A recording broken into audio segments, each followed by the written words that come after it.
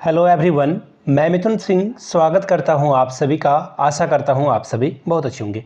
माध्यमिक आचार्य की भर्ती आ चुकी है। आप सभी लोगों को मैं बता दूं ए टू जेड जो जानकारी है, सिलेबस क्या है, उम्र सीमा क्या है, एग्ज़ाम पैटर्न क्या है, कौन से बुक्स आपको पढ़ने चाहिए, ऑनलाइन आवेदन कब से स्टार्ट है, फ़ी क्या रखी गई है और जो पासिंग मार्क्स है वो क्या है, पेपर 1 और 2 में जो है क्या क्या क्राइटेरिया रखी गई है, सभी चीज़ों को इस वीडियो में आराम से हम लोग समझेंगे। ये वीडियो लॉन्गर देन यूजुअल होगी।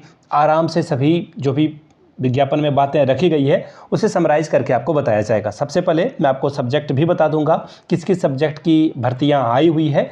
आप नीचे कमेंट करके अपने सब्जेक्ट्स का नाम बता देंगे तो आज रात को उसकी जो सिलेबस की वीडियो है वो आपको जो है मिल जाएगी। वैसे मैंने प्रॉमिस तो जेटेट का सिलेबस जो 6 to 8 का सिलेबस है उसको भी किया था, वो नहीं मैं दे पाया हूँ, लेकिन आज रात तक वो भी वीडियो मैं पूरी तरह से जो है लाने की पूरी कोशिश करूँगा। तो चलिए फिलहाल माध्यमिक आचार्य जिसकी बहुत सारी बात हो रही थी, माध्यमिक आचार्य यानी कि 9 से 12 तक के बच्चों को पढ़ाने वाली बात हो रही है। ठीक है, 9 से 12 तक के बच्चों को आप पढ़ाएंगे तो उसकी सिलेबस के बारे में हम लोग बातचीत कर लेते हैं कि 9 से 12 के लिए क्या क्या क्राइटेरिया चाहिए, कौन अप्लाई कर सकता है, कौन नहीं अप्लाई कर सकता है। तो यहाँ से देखिए, ये रहा इसका PDF। ठीक है जी, PDF आप यहाँ से देख पाएंगे और ये आज ही को जारी किया गया है। विज्ञापन संख्या 2/2025 के लिए ये विज्ञापन आई हुई है। इसका नाम है झारखंड प्रशिक्षित माध्यमिक जो आचार्य संयुक्त प्रतियोगिता परीक्षा। ठीक है, शॉर्ट में JTMA CCE 2025। याद रखिएगा, कोई भी विज्ञापन निकलेगा यहाँ से आपको सारी बातें समझ में आएगी। सबसे पहले 40% सीटें जो है सभी लोगों के लिए ओपन है, भारत के कोई भी नागरिक के लिए ये ओपन है। ठीक है, इसको ध्यान में रखिएगा। और ये बात मैं खुद से नहीं कह रहा हूँ, यहाँ पे विज्ञापन में ये बात लिखी गई है। यहाँ से देख लीजिए, एग्ज़ाम फ़ी के बारे में अब सबसे पहले 100 रुपये एग्ज़ाम फ़ी है। अगर आप EWS हैं या फिर जनरल हैं तो आपके लिए 100 रुपये। बाकी अगर आप SC ST कम्युनिटी से आते हैं तो 50 रुपये आपको यहाँ पर देना होगा। ठीक है, काफ़ी अच्छी बात है। आगे देख लीजिए, जो सब्जेक्ट है ना, सबसे पहले मैं उसकी बात कर लेता हूँ। राजनीतिक शास्त्र, पॉलिटिकल साइंस के लिए जो है 9 से 12 के टीचर बनने के लिए यहाँ पे जो है सबसे अधिक सीटें 221 सीटें आपको देखने को मिलेगी। तो काफ़ी अच्छी जो है संख्या आपको देखने को मिल जाएगी, तो इसके लिए आप अप्लाई कर सकते हैं।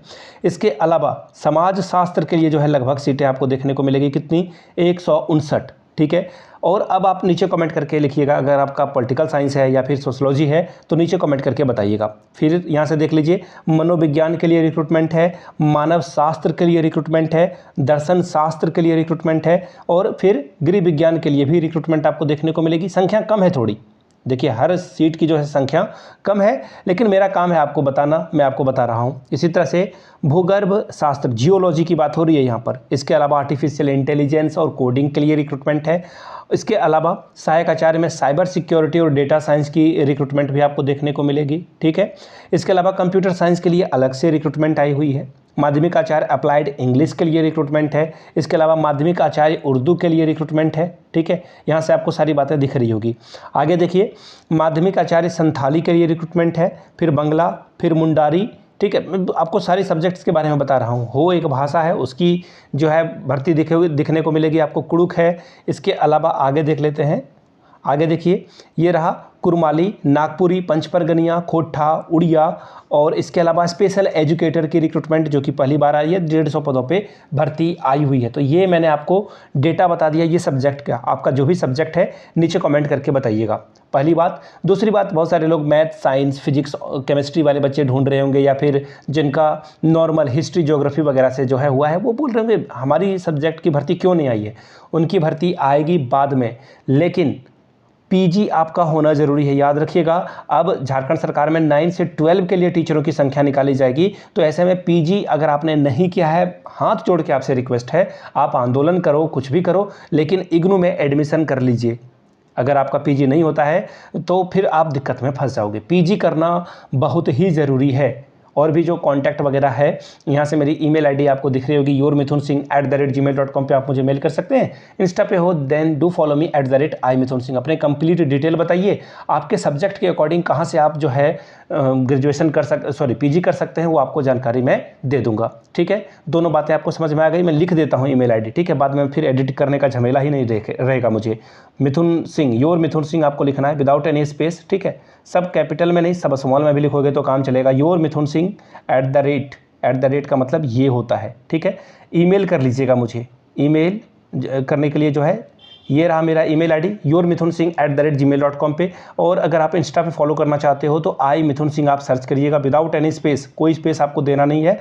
आई मिथुन सिंह पे आप मुझे सर्च करेंगे तो मैं इंस्टा पे भी आपको मिल जाऊँगा। बाकी ये मेरा टेलीग्राम आई डी भी सेम ही है, ठीक है। बहुत सारे बेवकूफ़ों ने अलग अलग फेक आई डी बना ली, तो ये बात मैं डिस्कस कर रहा था अपने एक मेरे मेंटोर हैं, तो उन्होंने कहा कि you are getting some popularity, that's why they are making your duplicate I D, it's a good sign. खैर कोई बात नहीं, लोग जो है थोड़े कन्फ्यूज़न में भी आ जाते हैं, लेकिन ठीक है।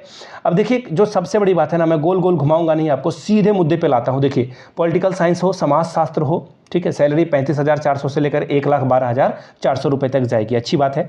सीधी सीधी बात है कि आपके पास पीजी और बीएड होना चाहिए, बस 2 से काम आपका चल जाएगा, 50% स्कोर आपका होना चाहिए। लेकिन जो सबसे बड़ी बात है ना, कुछ चालाक लोग जो चालाकियाँ करते हैं, उनके लिए नोट को पढ़ लीजिए, सारा खेल आपका बिगड़ जाएगा। यहाँ पर लिख रखा है कि ग्रेजुएशन में जिस सब्जेक्ट से आपने किया है ग्रेजुएशन या फिर सब्सिडरी पेपर पढ़ा है, उसी से आपका पीजी होना ज़रूरी है। जैसे बहुत सारे लोग क्या करते हैं, मैथमेटिक्स ऑनर्स कर लेते हैं, बाद में वो हिंदी से जो है आगे पढ़ लेते हैं, तो उनका काम, उनकी दाल नहीं गलेगी। यहाँ पे इन्होंने स्पष्ट लिख रखा है, इंग्लिश वाला मैं पढ़ देता हूँ ताकि आप अच्छे से समझ पाएँ, मैं भी समझ पाऊँ। Master degree in concern appointment subject और any specialisation in masters degree in concern subject provided candidate has study in the concern subject in graduation level also. ये वाला लाइन पढ़ लीजिए, ग्रेजुएशन में पढ़ना ज़रूरी है, सीधी सीधी बात है, अदरवाइज आप डिस्क्वालीफाई हो जाएंगे। ठीक है जी, इतनी बात तो सभी लोगों को समझ में आ गई होगी। अब देखिए यहाँ पर सारा खेल शुरू होता है, ठीक है। एलिजिबिलिटी की बात की जाए तो यहाँ पे इन्होंने बता रखा है कि आवेदन अप्लाई करने के अंतिम तिथि तक आपके पास सब कुछ हो जाना चाहिए, अदरवाइज आप अयोग्य समझे जाएंगे, ठीक है। जो अपीयरिंग वाले बच्चे हैं वो अप्लाई करने की आखिरी तारीख तक अगर आपका रिजल्ट आ जाता है तो आप अप्लाई कर लीजिए, अदरवाइज आप डिस्क्वालीफाई हो जाएंगे। एज की गणना जो है 1/8/2025 तक की जाएगी। मिनिमम उम्र 21 है और अधिकतम उम्र जो है 40 साल रखी गई है। किसके लिए? अगर आप जनरल से हैं तो 40 साल, और अगर आप ओबीसी वगैरह से आते हैं तो 42, महिला के लिए 43, 45 जो है अनुसूचित जाति SC/ST के लिए जो है 45 साल इन्होंने एज रखी है। बाकी अगर आप चैलेंज्ड हैं, फिजिकली चैलेंज्ड है, तो फिर आपको 5 साल का जो है 45 ईयर्स तक आपको जो है छूट दी जाएगी, ठीक है। इतनी बात तो सबको समझ में आ गई। अब आगे देखिए, आरक्षण के लिए आपके पास झारखंड का होना चाहिए, बाकी सभी लोग इसे अप्लाई कर सकते हैं, ठीक है। जाति प्रमाण पत्र वगैरह आपको बनाना होगा, यहाँ पे सारी बातें इन्होंने लिख रखी है। अब देखिए, आवेदन करने से पहले जो है, आवेदन पत्र भरने से पहले एक बार देख लीजिए, चेक कर लीजिए। बाद में जो है, जैसे किन्हीं का ना इंटर में नाम अलग होता है, मैट्रिक में नाम अलग होता है, तो ऐसे में 10th में जो आपका नाम है, आपके पिताजी का नाम है, डेट ऑफ बर्थ है, उसे ही रखिएगा, ठीक है। ये ध्यान में रख लीजिएगा, उसी के अकॉर्डिंग आपको आगे जाना है, नहीं तो फिर ये दिक्कत का सामना आपको करना पड़ेगा। दिक्कत ना हो इसके लिए ये मैंने आपको सारी जानकारी दे दी है। अब देखिए, रजिस्ट्रेशन कराने की जो तिथि है 18 जून से 17 जुलाई तक आपका जो है ये फॉर्म अप्लाई होगा। और जो एग्जामिनेशन फ़ी है वो 19/7 तक आप आवेदन कर सकते हैं। फ़ोटो और हस्ताक्षर अपलोड करने की जो और प्रिंट लेने की तिथि है वो 21 जुलाई तक रखी गई है। फिर 23 से 25 जुलाई तक जो भी आपका प्रॉब्लम हुआ है वो ठीक कर लिया जाएगा, ठीक है जी।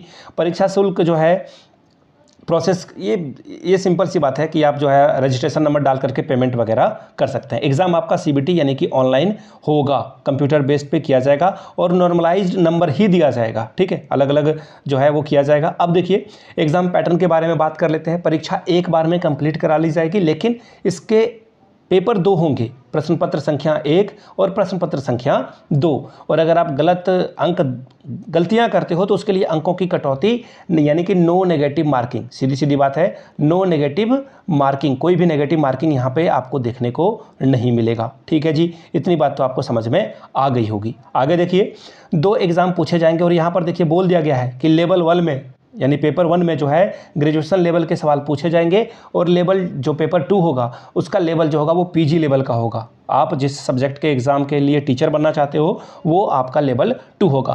पहला जो पेपर होगा वो होगा कंप्यूटर का 100 नंबर, हिंदी अंग्रेजी भाषा जो है उससे 100 नंबर पूछे जाएंगे, यानी कि लेवल 1 जो होगा यानी पेपर 1 वो 200 अंकों का होगा। और पेपर 2 जो होगा, जो आपने 9 से 12 तक के बच्चों को पढ़ानी है, वो 300 अंकों का पूछा जाएगा, यानी कि टोटल 500 अंकों की परीक्षा होगी। सिलेबस में अलग से जो है कंबाइंड सिलेबस, वो पेपर 1 का वो अलग बना दूंगा और पेपर 2 का सिलेबस अलग से बना दूंगा। देखिए नीचे इन्होंने दे रखा है सिलेबस, ठीक है। सिलेबस तो यहाँ पर दे दी गई है। वेट ए मिनट, मैं आपको सिलेबस दिखा देता हूँ। ये रहा, 107 पेज की PDF है, 107 पेज की PDF है। ये देखिए ये शायद उड़िया है, ठीक है। और ये देखिए साइबर सिक्योरिटी के लिए सिलेबस, कहीं से इन्होंने शायद कॉपी पेस्ट किया है, क्या क्या पढ़ना है इन्होंने बता रखा है सिलेबस, ठीक है। तो जो भी सब्जेक्ट है आपका वो मैं आपके लिए अलग से वीडियो, नागपुरी के लिए देखिए सिलेबस इन्होंने बना रखा है, सबके लिए सिलेबस अलग अलग बता रखा है। तो अब जो है, अब इसमें कुछ विशेष बचा नहीं है। वापस आते हैं थंबनेल की ओर, शायद वहाँ से कुछ आइडिया मिल जाए मुझे कि मैंने कुछ छोड़ दिया क्या। देखिए मैंने सिलेबस नहीं बताया, अगले वीडियो में बताऊंगा। सिलेबस सिर्फ एग्ज़ाम पैटर्न आपको मैंने बता दिया है।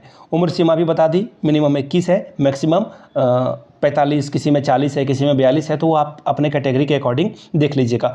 बुक की बात अभी मैं नहीं करूँगा, बुक की वीडियो अलग से आएगी, लेकिन फिलहाल आप 9 से 12 तक के एटलीस्ट बुक को, जो NCERT के बुक हैं उसे तो पढ़ लें, बहुत अच्छे से पढ़ लें। PG के लेवल के क्वेश्चन आएंगे, लेकिन कई क्वेश्चन आपको 11, 12 से भी देखने को मिलेगा, और 11, 12 का ही विस्तारित रूप आप जो है ग्रेजुएशन और PG में पढ़ते हो। तो NCERT को पढ़ लें फिलहाल के लिए, बाकी और भी जो है जानकारी आपको मैं आगे देने वाला हूँ। फिलहाल देख लीजिए, ऑनलाइन आपको आवेदन करने के लिए जो डेट वगैरह है, इंपॉर्टेंट डेट, फ़ी जो है 100 रुपये रखी गई है, और SC ST वर्ग से अगर आप आते हैं तो 50 रुपये। पासिंग मार्क्स भी बता दिया गया है आपको, और पेपर 1 और 2 के बारे में मैंने आपको जानकारी दे दी है। मुझे नहीं लगता कि इसमें कुछ छूटा है। बाय द वे, आपका जो भी डाउट है वो नीचे कमेंट सेक्शन में आप पूछ सकते हैं, ठीक है। चलिए, अगर वीडियो आपने यहाँ तक देख ली है और अच्छा लगा आपको मेरी दी गई जानकारी, तो नीचे कमेंट करके एक बार जय हिंद जरूर लिख दीजिएगा, ताकि मुझे पता चल सके वीडियो आपने यहाँ तक देख ली है। वीडियो को यहाँ तक देखने के लिए आप सभी का बहुत बहुत शुक्रिया। Have a good day.